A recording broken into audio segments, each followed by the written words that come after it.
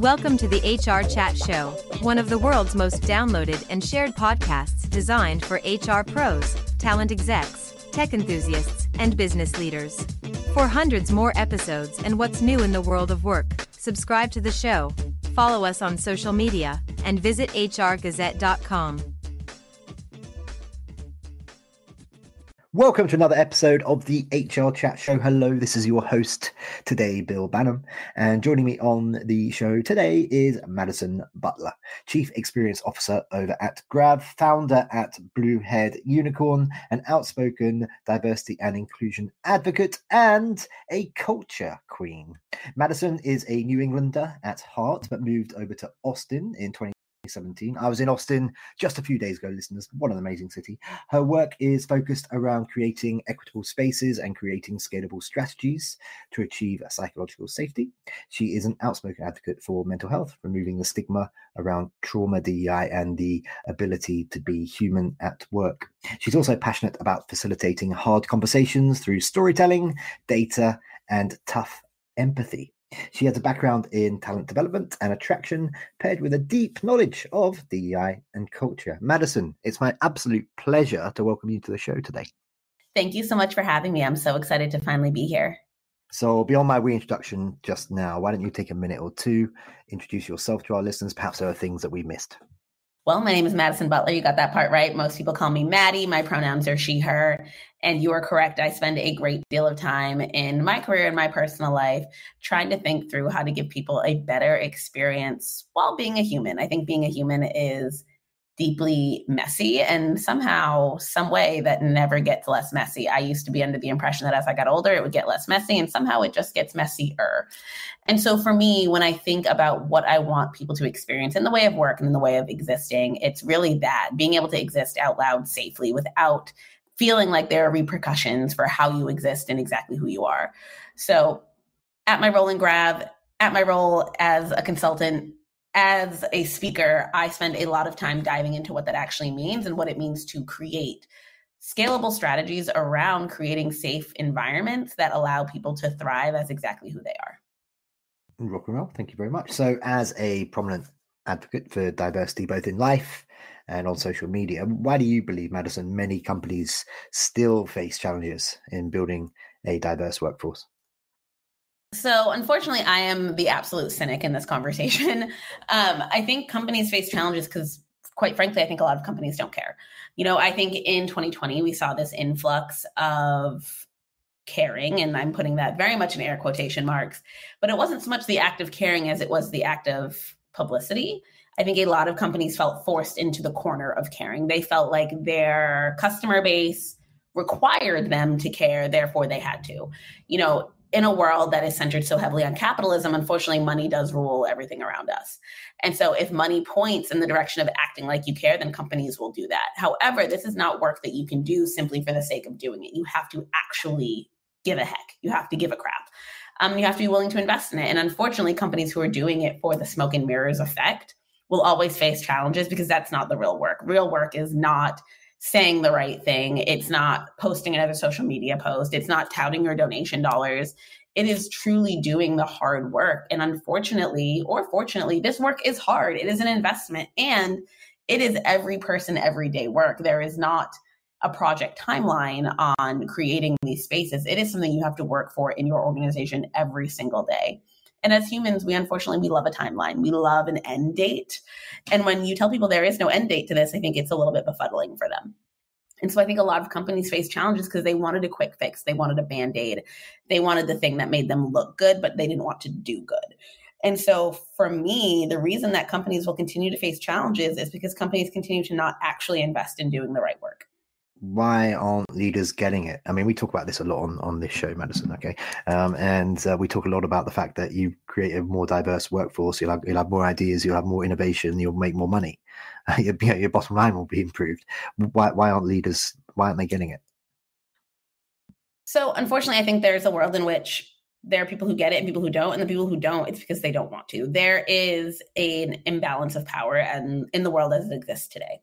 And so when you tell people you're going to give more people more power, more position, more ability to make change, that can be really scary when it threatens your position of power. I think a lot of leaders aren't prepared for the conversation of we're supposed to be creating people who are better than us. We're supposed to be creating people who are smarter, more skilled than we are. But that can also be a really scary thing because it inherently puts your place of power on the line. And so for a lot of leaders, I actually think it is a threat to their ability to be comfortable. It is a threat to their job, at least in their mind, when we create these spaces. And so a lot of people, they know the outcomes, however, they're scared of them. And so they avoid them. And so I never want to get into the conversation of people don't get it. People get it. However, you can lead a horse to water, you can't make it drink. And so there are people who will actively work against this work because it does not benefit them in the way that they want it to. And so I think for a lot of companies, that's another really hard conversation because you have to be all rowing in the same direction for this work to work, right?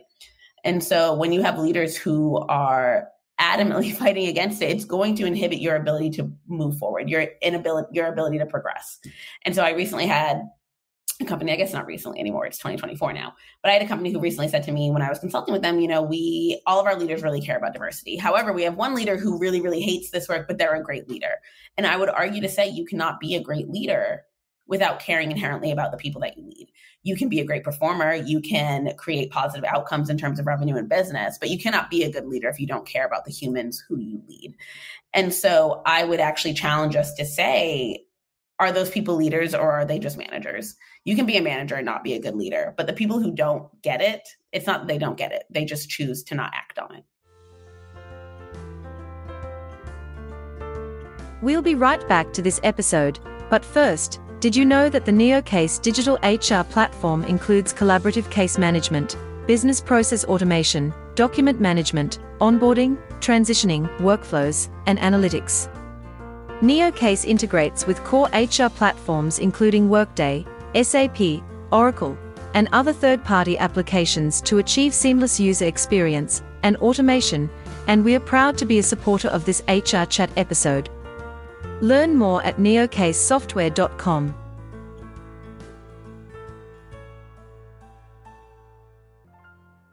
Okay, well, let's try and direct their focus. Let's try and give them some goals, some actionable items. We always like to offer actionable items on this show, Madison. What 3 key areas should companies prioritize this year or in the next 12 months, because we are halfway through 2024 already, to advance diversity and inclusion efforts?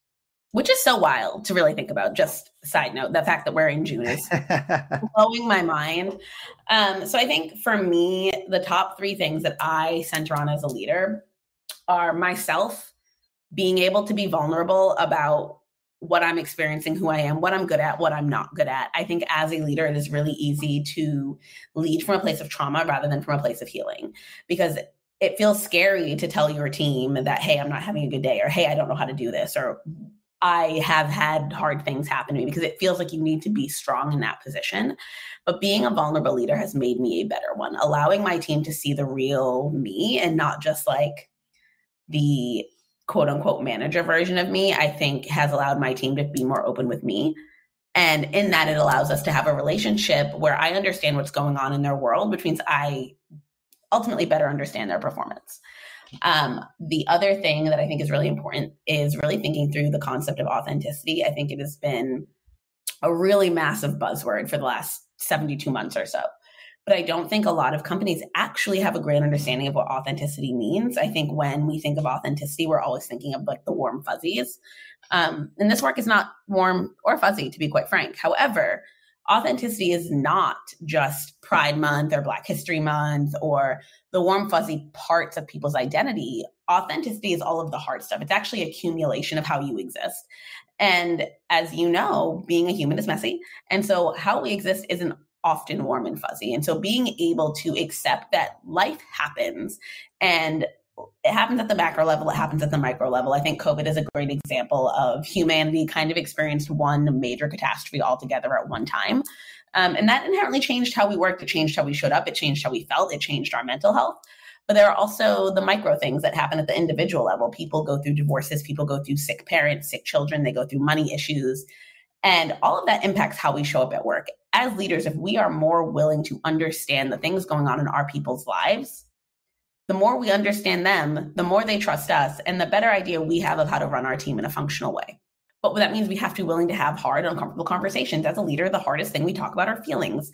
It's not the metrics. It's not the numbers. It is not the day-to-day and the to-dos. It is managing people's emotion and humanity. It's really a hard thing because it can also be draining. It can also be uncomfortable. But I do think the more we focus on true authenticity, which again is the hard stuff, the better we make our teams. And the last part is really kind of shelving that, which is having hard conversations, being willing to part with people who are not rowing in the same direction. One of the things that I often talk about is not everyone is meant to be at a company forever. And that means when we are focused on DEI, when we're focused on building safe, equitable spaces, it means we have to be willing to say goodbye to the people who work against those things. And oftentimes I get the question, which is, okay, well, what if so-and-so is a high performer?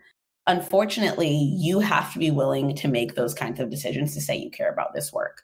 Someone being a high performer does not negate them being someone who causes harm. It does not negate them being someone who has been abusive to other employees. And that, I think, is really the hard part, because you may have worked with someone for 10 years and you've had a great experience with them. However, they may have tendencies towards other people that are harmful. And now you're asking yourself, well, maybe they're just reading too much into it. Maybe that's not what they meant. And I think the real question is asking yourself, well, why is my experience so different? The more we believe people and their experiences, the more open and honest conversations we can have, not only with ourselves, but our teams. And in those conversations, it may mean that we are saying goodbye to people. And unfortunately, when you do this work and you do it correctly, that is just part of the game. Okay, so my job on this show is to be the interviewer, to play devil's advocate. Okay, so I'm going to do that now. How does one reconcile the fact that a high performer, let's use an example, a high performer within a sales team, okay, because that's a very easy, visible form of adding to the bottom line. How does a leader reconcile the fact that there's someone who can bring in lots of sales, but they also perhaps create a toxic work environment? They could be a bit of a bully, but they are growing the business because of what they do. Like, where should the priority lie? Where does the priority lie? Is there some middle ground where that leaders can help these strong personalities, that these folks become better colleagues? So I'm the cynic in the room. Like, it is not our job as leaders to make people not bullies. It's not my job to teach you how to be a good human. Like, you have had most of your adult life to sort that. That is not my job. My job is to make sure that I'm creating safe spaces for the people on my team. And so what we do when we allow bullies to stay on our teams is we inhibit everyone else's job. We inhibit everyone else's ability to perform.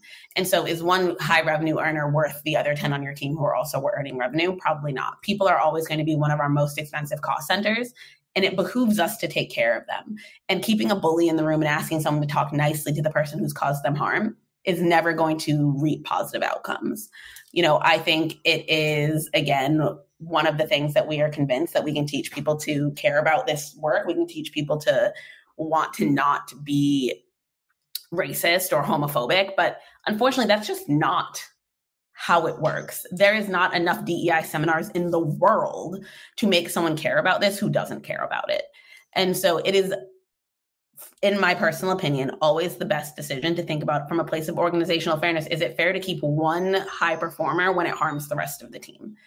In almost every scenario, the answer is going to be no. It does not benefit us to keep one person when they harm the other 10 or however many people you have. You believe that the concept of culture fit can be misleading. We did a whole bunch of episodes on this concept of culture fit a couple of years back, I seem to remember. Could you elaborate on why you believe that this is the case? Oh, for sure. So ironically, culture fit was the first thing I ever got on stage and talked about. And I feel very, very deeply about it. However, I didn't always feel the way I feel about it now. When I first joined the tech world at the beginning of my career, culture fit was something that we used really widely in the talent space. And it sounds very warm and fuzzy. It sounds very like fraternal. It feels very much like it's centered on camaraderie. And I will remember it forever, the day that my brain changed about that. We were interviewing someone for a sales role, And she was an older woman, very, very wonderful. Everyone was so excited about her. And when it came to her final round, which was with, ultimately the person who was going to make the decision, the VP at the time, he came out of the interview and was like a hard no. And I am very nosy. And I kept asking why? And he kept just saying culture fit. And I kept trying to get him to explain what he actually meant. And he eventually got so frustrated with me. He was like, she's just too old for the team. And I remember my brain kind of like, I had like alarm bells going off being like, oh my God, that's illegal. That is an illegal thing. And then I really started to think about how often had we said culture fit when what we really meant was too Black, too gay, too fat, too old, too young, too feminine, too whatever. And we were using it as a way to circle or center people out when what we really wanted people to do was fit in. And you can't say that you're looking to diversify your organization while simultaneously saying you need people to fit in. When you ask people to fit, all you're doing is asking them to fold themselves into this pretzel of someone they're really not. And I can tell you, as someone who holds, a couple of marginalized identities, what we end up asking people to do is code switch, which means we bring them in. They don't actually fit here, but they know that that's a requirement of them. And so they become a different version of themselves for 8 hours a day. And that is not cohesive to anyone's mental health.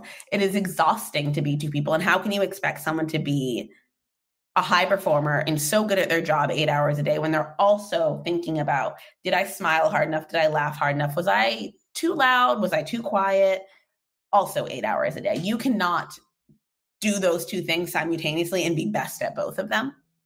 And so what I really started to think about was, how can we make sure that I get it, we don't want to hire assholes. That's, common sense. However, what we shouldn't be asking for is let's hire the same person, a replica of them over and over and over. Because again, if I want to hang out with everyone on my team on the weekend, guess what? I've probably hired people who are very similar to me. And that isn't diversity. That isn't what we're looking for. We're not looking for people who all get along. I actually think it is very, very healthy and normal to hire people who you don't want to hang out with on the weekends. That is completely fine and okay. So when we think about how we add to our teams, one of the things I always ask is like, whose voice is not at this table? And the beautiful thing about that is, from the lens of intersectionality, you never get to a place where everyone's voice is represented at your table. There is always someone who is not here.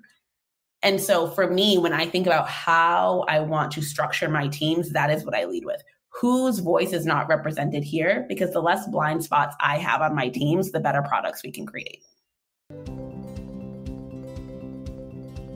Once in a while, an event series is born that shakes things up, it makes you think differently, and it leaves you inspired.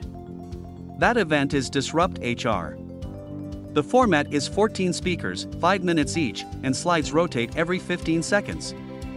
If you're an HR professional, a CEO, a technologist, or a community leader and you've got something to say about talent, culture, or technology, Disrupt is the place. It's coming soon to a city near you. Learn more at disrupthr.co. Okay, thank you very much. I wonder now if you could maybe share a lesson from your career that has continuously motivated you to persevere, but I'm going to challenge you to do it in 60 seconds or less. Go. So I think for me, I was under the impression that I had to be a certain kind of woman, a certain kind of Black person, a certain kind of queer person in order to be successful. I thought that I had to fit into these little boxes that were pre-created for me.